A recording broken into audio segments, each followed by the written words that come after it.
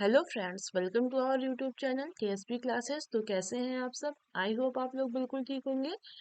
तो चलिए, आप लोग को पता है कि यूपी डीएलएड जो सेकंड सेमेस्टर है उसका एग्जाम हो चुका है। तो अब आप लोगों का यानी फर्स्ट और थर्ड सेमेस्टर का एग्जाम जुलाई में होगा, जैसा कि पहले हुआ था। तो आप लोग के पास अब टाइम जो है बहुत ही कम है, 3-4 महीने है।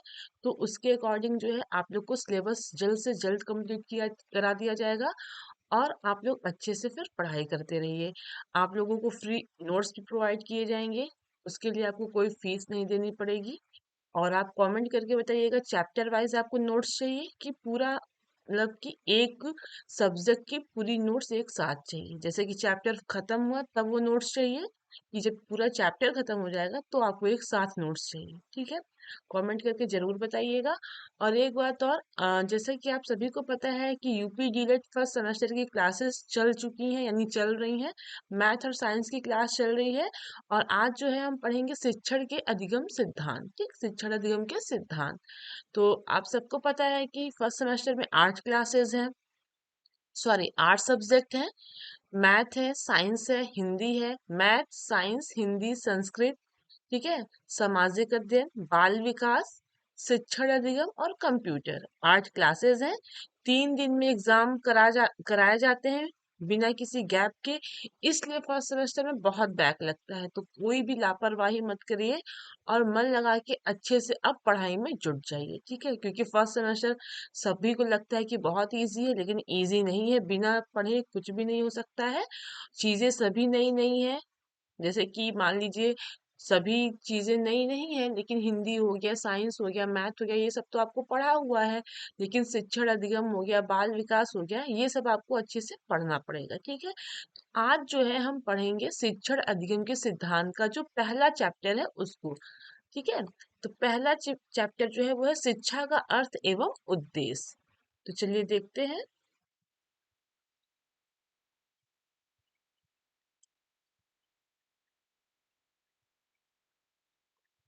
देखिएगा, आज हम चैप्टर 1 पढ़ेंगे, शिक्षण का अर्थ एवं उद्देश्य। ठीक, शिक्षण का अर्थ एवं उद्देश्य।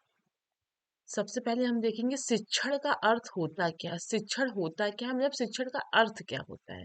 तो देखिएगा, शिक्षण शब्द अंग्रेजी के टीचिंग शब्द का हिंदी रूपांतरण है। यानी जो शिक्षण शब्द है ये क्या है, जो हिंदी में हम हिंदी में, सॉरी, ये जो शिक्षण शब्द है वो जो अंग्रेजी का शब्द टीचिंग है उसी को हिंदी में ट्रांसलेट किया गया है। यानी शिक्षण जो होता है वो क्या है, टीचिंग को हिंदी में शिक्षण बोलते हैं। तो शिक्षण का अर्थ हो गया।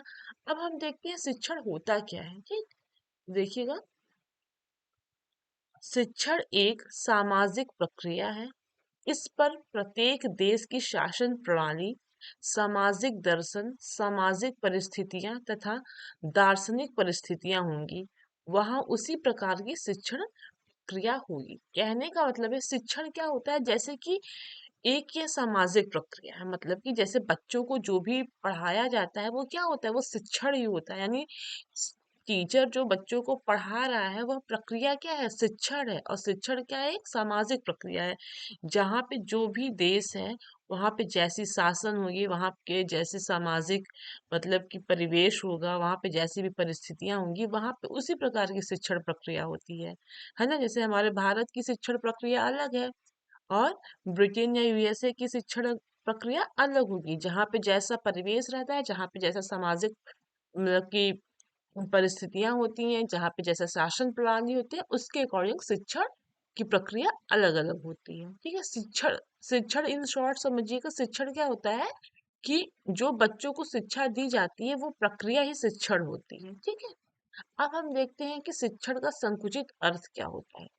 शिक्षण का संकुचित अर्थ, तो शिक्षण के संकुचित अर्थ से समझिएगा। संकुचित में क्या होता है पहले ये देखिएगा। शिक्षण का संकुचित अर्थ, संकुचित में होता है एकदम, मतलब संकुचित मतलब कि एकदम बटुरा हुआ, मतलब सीमित में। ठीक है, बिल्कुल एक समय एक ही जगह पे, मतलब लिमिटेड समझ लीजिए, लिमिटेड यानी सीमित। ठीक, तो शिक्षण का संकुचित अर्थ से समझिएगा क्या होता है।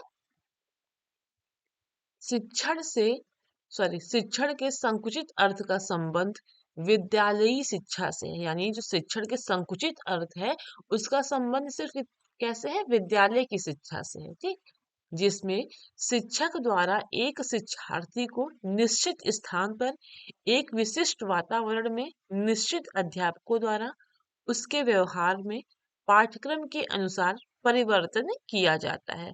अर्थात यह परिवर्तन एक सुनियोजित ढंग से बालक को ज्ञान प्रदान करने की प्रक्रिया है। प्राचीन समय में शिक्षण केंद्रित शिक्षा थी। देखिएगा, समझिएगा, शिक्षण का संकुचित अर्थ क्या होता है कि शिक्षण के संकुचित अर्थ का संबंध क्या है? विद्यालयी शिक्षा से। यानी अभी मैंने आपको बताया कि संकुचित का अर्थ क्या होता है? लिमिट, यानी सीमित में। ठीक है, तो शिक्षण का संकुचित अर्थ से क्या संबंध है कि ऐसी शिक्षा, ठीक, ऐसी शिक्षा जो कहाँ पे हो? एक निश्चित स्थान पर हो। यानी एक निश्चित स्थान क्या हो गया? कोचिंग हो गया या क्लास हो गया, ठीक, वहां पे क्या हो? निश्चित अध्यापक हो, है ना, और वहां का जो सिलेबस हो वो भी क्या हो? फिक्स हो, ठीक, उनके व्यवहार के अनुसार क्या हो? परिवर्तन हो। जैसे मान लीजिए वो 5वीं क्लास में है तो 5वीं क्लास का पाठ्यक्रम अलग है, फिर जब वो 6ठी क्लास में गया तो 6ठी क्लास का पाठ्यक्रम क्या हो गया? वो बदल गया। तो वही कहा जा रहा है कि पाठ्यक्रम क्या होता है? व्यवहार व्यवहार में पाठ्यक्रम के अनुसार परिवर्तन किया जाता है, ठीक है, अर्थात यह परिवर्तन एक सुनियोजित ढंग से बालक को ज्ञान प्रदान करने की प्रक्रिया है। ठीक है, और प्राचीन समय में, यानी जो पुराना समय था, वहां पे शिक्षक केंद्रित शिक्षा थी, ठीक, क्या थी? शिक्षक केंद्रित शिक्षा थी। और आज हमारे आधुनिक युग में बाल केंद्रित शिक्षा है। ठीक है, फिर से समझिएगा, शिक्षण का संकुचित अर्थ क्या होता है? शिक्षण का संकुचित अर्थ से मतलब क्या है कि बच्चों को एक निश्चित जगह पे निश्चित अध्यापक द्वारा और निश्चित पाठ्यक्रम के द्वारा शिक्षा देना। ठीक है, समझ में आ गया? तो ये है आपका शिक्षण का संकुचित अर्थ। अब हम देखेंगे शिक्षण का व्यापक अर्थ। व्यापक से समझिएगा, व्यापक में होता है बहुत फैला हुआ, ठीक, देखिएगा, फैला हुआ। संकुचित में समझ लीजिए सिकुड़ा हुआ यानी लिमिटेड, और व्यापक में क्या होता है? फैला हुआ। तो देखिएगा, शिक्षण के व्यापक अर्थ में वह सब सम्मिलित किया जाता है जो मनुष्य अपने संपूर्ण जीवन में सीखता है। कहने का मतलब ये है कि शिक्षण के व्यापक अर्थ में मनुष्य जो कुछ भी सीखता है, ठीक, चाहे वो अपने परिवार से सीखे, चाहे वो समाज से सीखे, चाहे वो जहां से भी सीखे, ठीक, वो किसमें आता है? शिक्षण के व्यापक अर्थ में सम्मिलित है। मनुष्य अपनी प्रवृत्ति के अनुसार कुछ न कुछ सीखता रहता है। सभी को पता है कि बच्चा जब जन्म लेता है तभी से जन्म से लेके मृत्यु तक वह कुछ न कुछ सीखता रहता है। चाहे वो स्कूल से, मतलब स्कूल कंप्लीट हो गया हो, कॉलेज कंप्लीट हो गया हो, वो जॉब करने के लिए जाता है, तब भी वहां पे क्या होता है? वह कुछ न कुछ सीखता रहता है। ठीक है, सिखाने का काम व्यक्ति व वस्तुओं द्वारा किया जाता है। मनुष्य सबसे पहले समाज की सबसे छोटी इकाई परिवार से सीखता है। यानी कहने का मतलब ये है कि मनुष्य जो होता है वो सबसे पहले कहाँ से सीखता है? परिवार से सीखता है। अपने, जैसे छोटा बच्चा है, ठीक है, उसका जन्म हुआ, 1 साल का हुआ, 2 साल का हुआ, तो वो कहाँ पे रहता है? घर में रहता है, अपने परिवार में रहता है। तो अपने परिवार से जो सबसे पहले शिक्षा कहाँ से ग्रहण करता है? अपने परिवार से ग्रहण करता है, ठीक, जो कुछ भी सीखता है, बोलना, खाना, चलना फिरना, वो सब वो अपने परिवार से सीखता है। विद्यालय में जाकर उसके बाद विद्यालय में जाकर शिक्षक विद्यार्थी एवं वातावरण से सीखता है। उसके बाद क्या होता है कि वह जब स्कूल जाता है तो किससे सीखता है? शिक्षक से सीखता है, अनेक जो विद्यार्थी रहते हैं उनसे सीखता है, और अन्य वातावरण से सीखता है।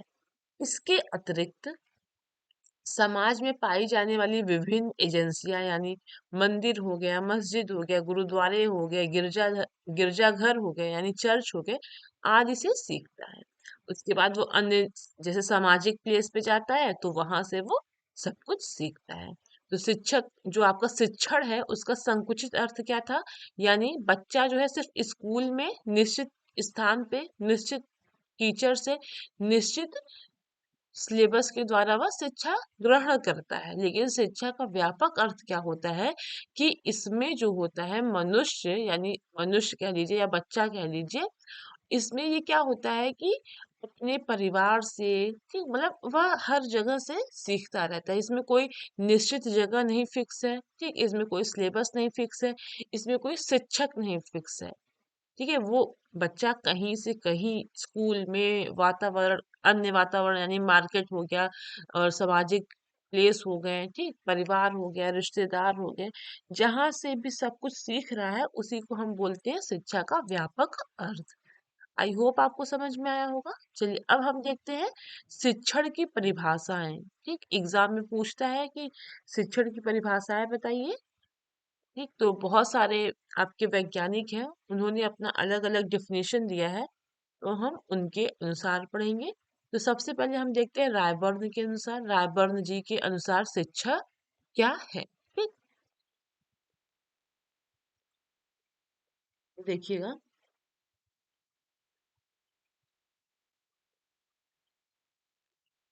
रायबर्न ने, ठीक है, रायबर्न ने शिक्षण को स्पष्ट करते हुए कहा है कि शिक्षण के तीन बिंदु हैं। ठीक है, शिक्षक, विद्यार्थी एवं पाठ्यक्रम। जो रायबर्न जी हैं उन्होंने कहा कि शिक्षण जो है वो क्या है, तीन बिंदु है। शिक्षण के कितने बिंदु हैं? तीन बिंदु हैं। पहला तो शिक्षक, दूसरा विद्यार्थी और तीसरा है आपका पाठ्यक्रम। ठीक, शिक्षक है, विद्यार्थी है और तीसरा है आपका पाठ्यक्रम। इन तीनों के बीच संबंध स्थापित करना ही शिक्षण है। रायबर्न जी ने कहा कि शिक्षण के तीन बिंदु हैं।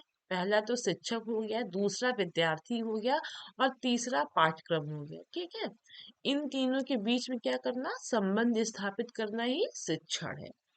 यानी शिक्षक विद्यार्थी को क्या करता है, शिक्षा देता है पाठ्यक्रम के अनुसार। तो जब इन तीनों के बीच जो संबंध बनता है, यानी जो संबंध स्थापित होता है, वही क्या है, आपका शिक्षण है। यह संबंध बालक की शक्तियों के विकास में सहायता प्रदान करता है। यानी ये जो आपका शिक्षक, विद्यार्थी और पाठ्यक्रम का जो संबंध बन रहा है, ये क्या करता है, बालक की शक्तियां, यानी जो बालक के अंदर जो भी मतलब कि हुनर है या जो भी टैलेंट है, उसका क्या करते हैं, उसका डेवलप करने में सहायता प्रदान करता है। ठीक, उसका विकास करने में सहायता प्रदान करता है। ठीक, आगे देखिएगा,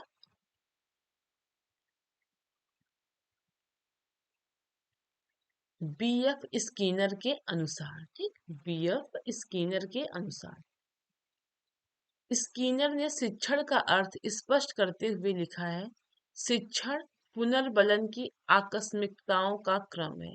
कहने का मतलब ये है कि बीएफ स्किनर जी ने कहा है कि शिक्षण वो है जो पुनर्बलन, यानी बच्चों को क्या किया जाए, अगर उनको कोई चीज आ रहा है तो उनको फिर से थोड़ा मोटिवेट करके, थोड़ा सा हिंट करके उनको क्या करना है, कि शिक्षण देना है। ठीक है, अब देखिएगा शिक्षण प्रक्रिया क्या होता है, शिक्षण प्रोसेस क्या होता है, टीचिंग प्रोसेस क्या होता है। ठीक है, देखिएगा, शिक्षण एक त्रिमुखी प्रक्रिया है। अभी हम लोगों ने पढ़ा था बीएफ स्किनर के अकॉर्डिंग।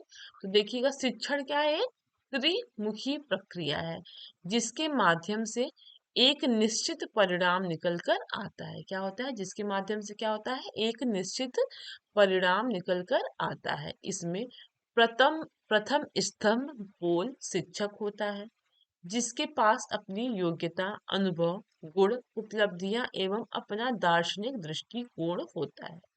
ठीक, समझिएगा फिर से, शिक्षण क्या होता है, एक त्रिमुखी प्रक्रिया होती है। ठीक, जिसके माध्यम से एक निश्चित परिणाम निकल कर आता है। कहने का मतलब ये है कि शिक्षण त्रिमुखी प्रक्रिया है। पहला शिक्षक, फिर शिक्षार्थी, फिर पाठ्यक्रम। ठीक, और इन तीनों के माध्यम से क्या होता है, एक निश्चित यानी एक फिक्स रिजल्ट निकल कर आता है। ठीक, इसमें जो प्रथम, जो इसका जो प्रथम पोल है वो क्या है, शिक्षक होता है, जिसके पास क्या होता है, अपनी योग्यता होती है, यानी उसकी जैसे डिग्री है कि हाँ उस उन्होंने ये डिग्री ली है, ये एग्जाम क्वालिफाई की है। उनका खुद का अनुभव होता है, यानी एक्सपीरियंस होता है। ठीक, उनका अनुभव होता है, गुण होते हैं, उपलब्धियां होती हैं एवं अपना दार्शनिक दृष्टिकोण भी होता है। ठीक है, द्वितीय स्तंभ क्या होता है, शिक्षार्थी होता है। इसका कार्य सीखना होता है।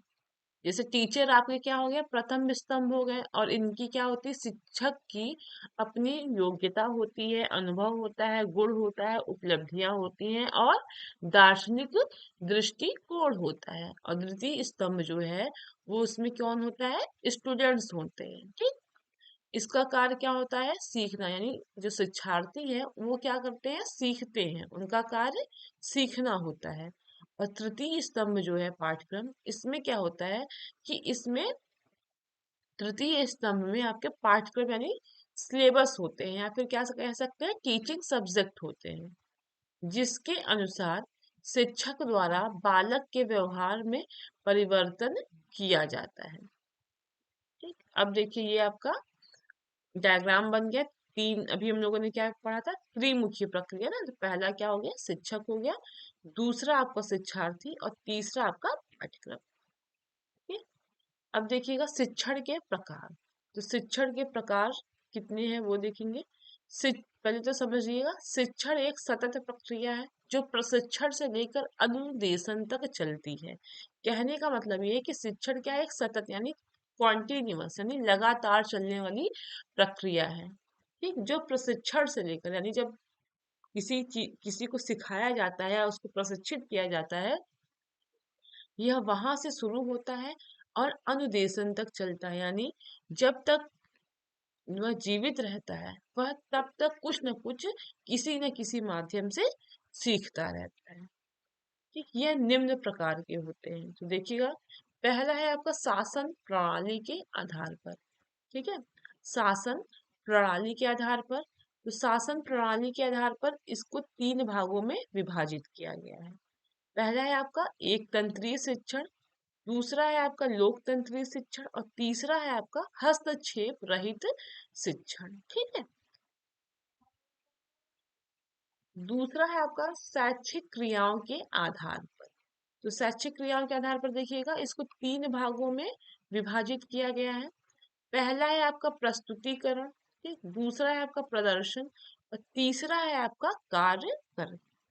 ओके, अब तीसरा देखिएगा, शिक्षण के स्वरूप के आधार पर। शिक्षण के स्वरूप के आधार पर भी तीन भागों में बांटा गया है। वर्णनात्मक, ठीक है, निदानात्मक, उपचारात्मक। ये सब चीजें जो है ना, हम उसको पता है क्या करेंगे, आगे की जो क्लासेस है ना, इन सब को बिल्कुल डिटेल में पढ़ाया गया है कि निदानात्मक शिक्षण क्या है, उपचारात्मक शिक्षक क्या है, शिक्षण क्या है। ठीक है, तो अभी परेशान होने की जरूरत नहीं है, अभी आप इसको बस देख लीजिए कि कितने प्रकार है और किन किन आधार पे हैं। जैसे जैसे क्लासेस से हम आगे बढ़ेंगे, वैसे वैसे आपको बिल्कुल डिटेल में हर चीजें पढ़ाई जाएंगी। अभी यहाँ पे आप इन सबसे परिचित रहिए ताकि आपको आगे चल के दिक्कत ना हो। ओके, चौथा देखिएगा, शैक्षिक व्यवस्था के आधार पर। ठीक, क्या है, शैक्षिक व्यवस्था के आधार पर। तो शैक्षिक व्यवस्था के आधार पर इसको तीन भागों में विभाजित किया गया है। ठीक है, शिक्षा को तीन भागों में विभाजित किया गया है। पहला है औपचारिक शिक्षण, दूसरा है अनौपचारिक शिक्षण, तीसरा है निरौपचारिक शिक्षण। ठीक, अगला क्वेश्चन देखिएगा, शिक्षण के उद्देश्य के आधार पर। तो शिक्षण के उद्देश्य के आधार पर शिक्षण को निम्नांकित तीन भागों में वर्गीकृत किया जा सकता है। पहला है आपका ज्ञानात्मक शिक्षण, दूसरा है भावात्मक शिक्षण, और तीसरा है आपका मनोगत्यात्मक शिक्षण। ठीक, चलिए, तो देखिएगा, ये थी आपकी शिक्षण अधिगम की क्लास। यहाँ पे समझने की चीजें सिर्फ दो ही थी। शिक्षण क्या होता है, शिक्षण का क्या अर्थ है, और उसका संकुचित अर्थ क्या है, उसका व्यापक अर्थ क्या है। ठीक है, और शिक्षण की जो आपकी प्रक्रिया है वो क्या है। तो इन शॉर्ट हम लोगों ने समझा कि शिक्षण जो है वो क्या है, उसकी इंग्लिश जो टीचिंग है उसी का हिंदी रूपांतरण है। ठीक है, उसके बाद फिर शिक्षण जो है वो और क्या है कि शिक्षण क्या है, आपका एक सामाजिक प्रक्रिया है। ठीक, तो हर देश की क्या होती है, शिक्षण प्रक्रिया अलग अलग होती है। जहाँ पे जैसा सामाजिक परिस्थितियां होती हैं, तो उसके अनुसार वहाँ के वातावरण के अनुसार सबको शिक्षा अलग अलग प्रक्रिया के माध्यम से दी जाती है। ठीक, शिक्षा का संकुचित अर्थ हम लोगों ने पढ़ा कि शिक्षा का संकुचित अर्थ क्या होता है, जैसे कि निश्चित टीचर के द्वारा निश्चित जगह पे निश्चित पाठ्यक्रम से शिक्षा जो दी जाती है वो क्या है, शिक्षण का संकुचित अर्थ है। और व्यापक क्या होता है, यहाँ पे कोई भी जगह, टीचर या सिलेबस फिक्स नहीं होता है। ठीक है, मनुष्य कहाँ से सीखता है, अपने परिवार से, रिश्तेदार, वातावरण, सामाजिक प्लेसेस से, हर जगह से सीखता है। ठीक, तो आई होप आपको क्लास समझ में आई होंगी। क्लासेस अच्छे से लीजिए ताकि आपको चीजें समझ में आए, वरना एग्जाम में आपको बहुत ही प्रॉब्लम होगी, अभी हल्के में बिल्कुल ना ले। तो चलिए अब मिलते हैं हम शिक्षण अधिगम के नेक्स्ट आपके इसी चैप्टर 1 के पार्ट 2 के साथ। तब तक के लिए फिर आप रिवीजन करते रहिए, साथ ही साथ नोट्स बनाते रहिएगा और कमेंट करके जरूर बताइएगा आपको चैप्टर वाइज नोट्स चाहिए या इकट्ठे, मतलब कि जैसे कि एक चैप्टर आपका खत्म हुआ तो नोट्स चाहिए, कि पूरे एक मतलब सब्जेक्ट यानी शिक्षण अधिगम के सिद्धांत का एक साथ पूरे चैप्टर का नोट्स चाहिए। ठीक है, कमेंट करके जरूर बताइएगा। तो चलिए ठीक है, अब क्लासेस को यहीं एंड करते हैं, मिलते हैं अगली क्लास में। Okay, thank you.